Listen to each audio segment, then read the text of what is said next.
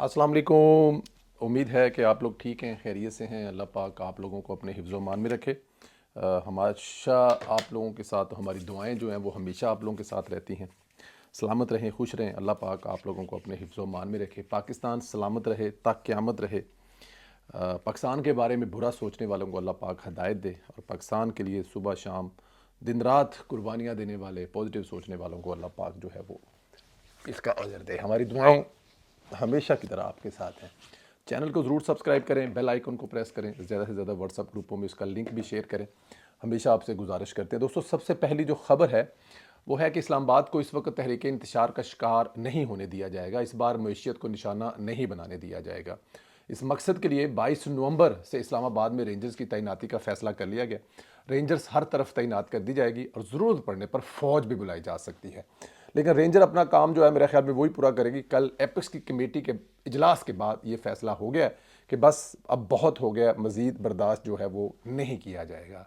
कल के epics committee के इजलास का दिलचस्प अहवाल सामने आया। इजलास में शहबाज शरीफ ने आर्मी चीफ, DGISI समेत अहम शख्सियात ने भी शिरकत की। तो जो अजलास ज़ाहिर है वो वज़ीर आज़म बुलाते हैं, वक़्त के हुक्मरान जो हैं वो बुलाते हैं, और उसमें अस्करी क़यादत के जो आला ओहदेदारान हैं जो लीड कर रहे हैं अपने अपने महकमों को, जैसे IMI है या ISI है या दूसरे जो अदारे हैं, और ख़ास तौर पर जो चीफ ऑफ आर्मी स्टाफ हैं इसमें भी वो भी इसमें मदऊ होते हैं।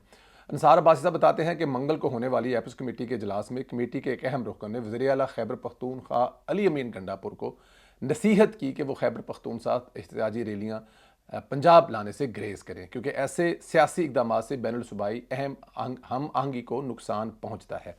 और ये बात मेरे ख्याल में ठीक पहुँचाई है कि आप हर रोज़ ये जो एक ड्रामा करते हैं, एक सूबे से दूसरे सूबे पर या एक सूबे से मरकज़ पर जो हमला करने की आप हर रोज़ एक ड्रामा करते हैं, वो किसी भी तरह मुनासिब नहीं है।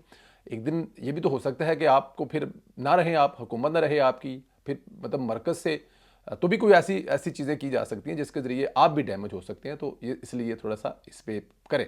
अजलास में गंडापुर से कहा गया कि PTI को खैबर पख्तूनख्वा से मुजाहरीन लाने के बजाय पंजाब में अपने कारकुनों को सियासी तौर पर मुतहर्रिक करना चाहिए। कितना खूबसूरत मशवरा दिया है कि बजाय आप KPK से सियासी कारकुन लाएँ, जलसे से जुलूस करें। जो आपकी पंजाब में क़यादत है या जो पंजाब में लोग हैं उनको मुतहर्रिक करें, उनको करें कि ताकि वो यहाँ पर आप जलसा जुलूस हो तो वो लोग आएँ। क्योंकि अगर देखा जाए तो इस वक्त पाकिस्तान तहरीक इंसाफ सिर्फ और सिर्फ KPK में रह गई, बाकी किसी जगह पे तो उसका नामो निशान भी नहीं है। और इसमें मेरे ख्याल में कोई शक भी नहीं है, हमें किसी जगह पे कोई ऐसी चीज़ नज़र आती भी नहीं है। एक बाखबर ज़रिए ने बताया कि वज़ीर आला पंजाब मरीम नवाज़ ने पहले ये मसला उठाया, कैसे खैबर पख्तूनख्वा के वज़ीर आला की तरफ से पेशावर से इस्लामाबाद तक एहतजाजी रैलियों की क़यादत करते हैं। उन्होंने निशानदेही की कि ऐसे एहतजाज से जानो माल का नुकसान होता है। मरीम नवाज़ की तनकीब के जवाब में वज़ीर आला खैबर पख्तूनख्वा अली अमीन गंडापुर ने PTI खुसूसन पंजाब में दरपेश मुश्किलात के बारे में बात की।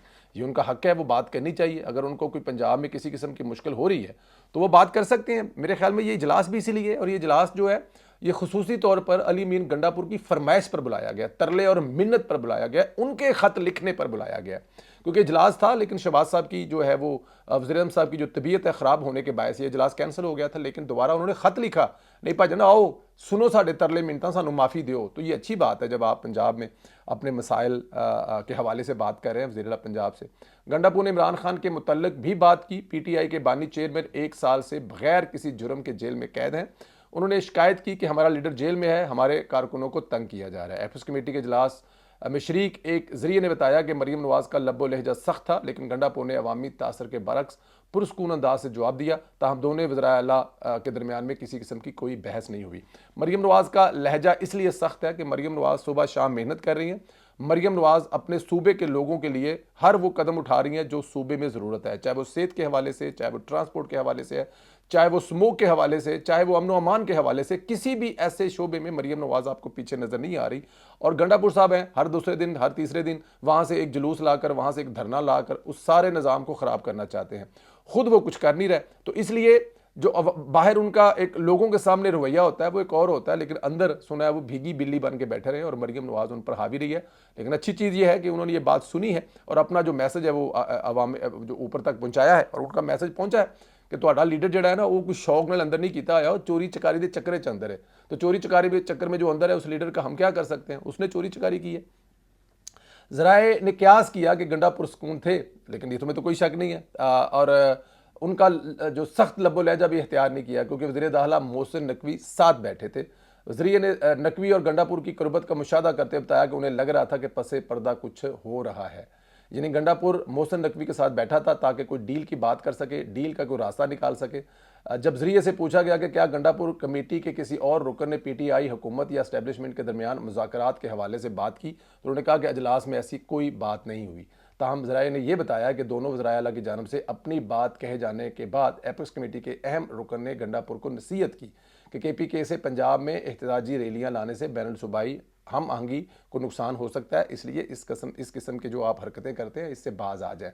अब अहम कौन है वो आप समझ जाएं। अब आपको वो बताया ना भी बताएं तो आपको समझ लें कि सबसे अहम कौन बैठा हुआ था वहाँ पे। वज़ीर साहब बैठे हुए थे और उनके बाद कौन सा अहम बंदा था वहाँ पर बैठा हुआ, और किसकी मतलब कि अहमियत का आप अंदाज़ा लगा सकते हैं। कौन है ये बात उनको समझाने वाला। वज़ीर को बताया कि नसीहत की कि PTI को चाहिए कि पंजाब से अपने वोटर्स को, और ये बात ठीक है, पंजाब से जो उनको लोगों को लाने के लिए बात की जा रही है वो ठीक है। देखें, पंजाब में अगर आपकी पार्टी के लोगों को मसाइल हैं तो उसका हल ढूंढें, अपने लोगों से कहें कि वो पेश हो जाए। उन्होंने जुर्म किया है और जिन जुराइम से बच, अब देखें आपके जो लीडर सरफराज चीमा साहब हैं, एजाज चौधरी साहब हैं, और जो दूसरे लोग जेल में है वो जेल काट रहे हैं। ये जेल देखें, सियासतदान के लिए जेल जो है वो एक हिस्सा होता है। अब भागे हुए जो हैं, जो मियाँ असलम साहब हैं या हमाद अजहर साहब हैं या इस तरह जो और जिन लोगों की मुश्किलात का आप जिक्र कर रहे हैं, कल को जब वो अवाम में आते हैं तो वो क्या मुंह दिखाएंगे कि किस डर से भागते रहे, कैद से भागते रहे। वो कैद तो सियासतदान के लिए, वो क्या कहते थे शेर शीद कि जेल जो है मेरा वो मेरा मैका है कि ससुराल है, ये क्या है। तो इसमें तो इतनी कोई बड़ी बात नहीं है। ये तो खुदा मौका देता है एक सियासतदान को। इमरान खान साहब को भी मौका मिल गया ना। इमरान खान साहब ने कभी जेल नहीं देखी थी। आपको याद है माजी में वो पुलिस से भागकर अपनी बहनों को घर पे छोड़कर दीवार फलांग कर भाग गए थे। तो इसलिए मेरे ख्याल में इससे कोई इतनी घबराने वाली बात नहीं है। इससे कोई इतना जिसे कहते हैं ना कि वो एडा लम्मा पैन वाली गल कोई नहीं है। पेश हो जाओ, पेश हो के भुगतो। 6 महीने रहेंगे, साल रहेंगे जेल में, लेकिन जेल से बाहर निकलेंगे तो बड़े लीडर बन चुके होंगे। चाहे आप झूठे भी हों, चाहे आप नकम्मे भी हों, चाहे आपने कुछ ना किया हो, लोगों की हमदर्दियां आपके साथ होंगी। जेल जो होती है वो सियासी लीडरों को, झूठों को, चोरों को, उचक्कों को बना देती हैं। चोर उचक्का कातिल भी 10 साल के बाद बाहर आता था, लोग उसमें कहते हैं बड़ी जेल कट के आया, और आप लोग भागे हुए हैं। और फिर मुश्किलात का जिक्र किया जा रहा है। आपकी मुश्किलात, आपकी क्या मुश्किलात है? हाँ, किसी वर्कर की मुश्किलात है तो वो ज़रूर हल होनी चाहिए, क्योंकि वर्कर सब पार्टियों के एक जैसे होते हैं। वो अपने लीडर और कायदीन के लिए इस हद तक आगे नहीं जाना चाहिए जिस हद तक तहरीक इंसाफ का वर्कर जाता है, आग लगाना चाहता है, मुल्क जलाना चाहता है, वहाँ तक नहीं। लेकिन एक जो जेन्युइन वर्कर होता है उसकी मुश्किलात का अंदाज़ा होना चाहिए और वो दूर करनी चाहिए। इसके अलावा जो खबर रिपोर्ट हो रही है वो ये है कि गंडापुर ने आर्मी चीफ आसिम मुनीर से अकेले में बात करना चाहिए, लेकिन उन्होंने मना कर दिया और सरगोशी को खुद सरेआम बयान करते कहा जो कहना है सबके सामने कहो। अच्छा, ये भी एक रिपोर्ट किया जा रहा है कि गंडापुर साहब जो हैं उन्होंने कोशिश की कि आर्मी चीफ के साथ उनकी कोई 2 मिनट की लहदगी से बात हो जाए तो वो उनको बता सके, खान साहब का पैगाम उनको पहुंचा सकें। बल्कि खान साहब की वो लिखी हुई माफ़ी की पर्ची जो गंडापुर की जेब में थी वो किसी तरह से जो आर्मी चीफ को पहुंचा सके।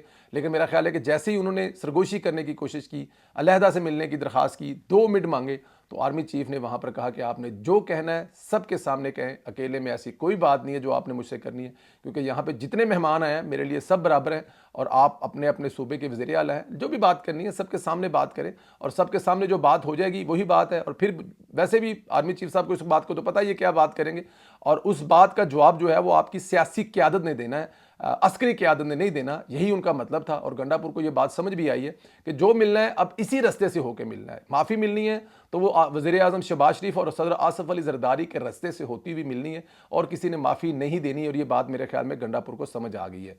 इधर शेर अफजल मरवत बुशरा बीबी से मुतल्लिक़ कह रहा है कि वो तहरीक इंसाफ नहीं चला पाएंगी, हम पार्टी चलाएंगे। शेर अफजल मरवत ने कहा कि बुशरा बीबी ने सिर्फ पैगाम रसानी का काम किया है, इसके अलावा वो अमली तौर पर सियासत में शामिल नहीं हुई हैं। शेर अफजल मरवत बुनियादी तौर पर कहना चाह रहा है वो किसी सूरत में हमें डिक्टेट नहीं कर सकती और इस्लामाबाद नहीं आएंगी। अच्छा, अब देखें इसमें भी 2 राय हैं। शेर अफजल मरवत साहब अगर ये बात कह रहे हैं कि वो इस्लामाबाद नहीं आएंगे तो क्यों कह रहे हैं भाई? वो उनका हस्बैंड है, उनके हस्बैंड के लिए एक तहरीक चल रही है। अगर इमरान खान की बहनें जो हैं वो पिछले धरने में या पिछले जो SOC पर आ सकती है तो उनकी बीवी क्यों नहीं आ सकती? आप उनको आने से तो मना नहीं कम अज़ कम कर सकते। ये उनका हक है, ये उनका राइट है कि उनका हस्बैंड जेल में है और वो घर पे बैठी हुई है। अगर वो आना चाहती हैं, जहाँ तक लीड करने की बात है, जहाँ तक पार्टी चलाने की बात है, जहाँ तक आपको डिक्टेट करने की बात है, तो वहाँ तक शेर अफजल मरवत साहब ये बात कर सकते हैं।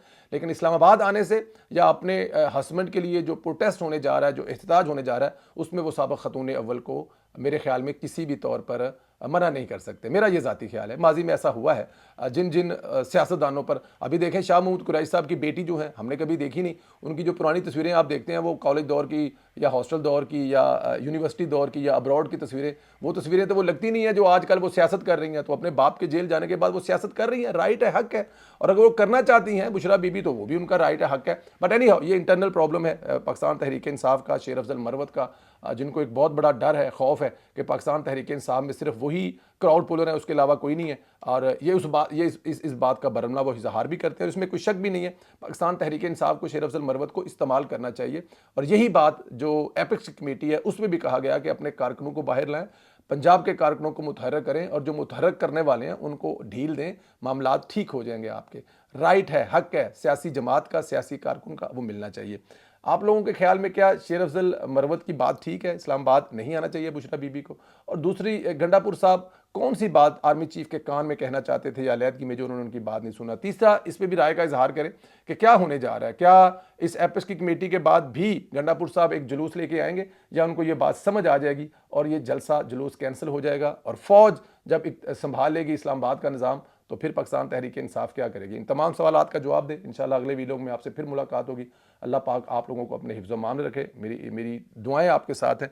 चैनल को ज़्यादा ज़्यादा सब्सक्राइब करें, बेल आइकन को प्रेस करें और इंशाल्लाह अगले वीडियो में आपसे फिर मुलाकात होगी। इजाज़त दें, खुदा हाफिज़।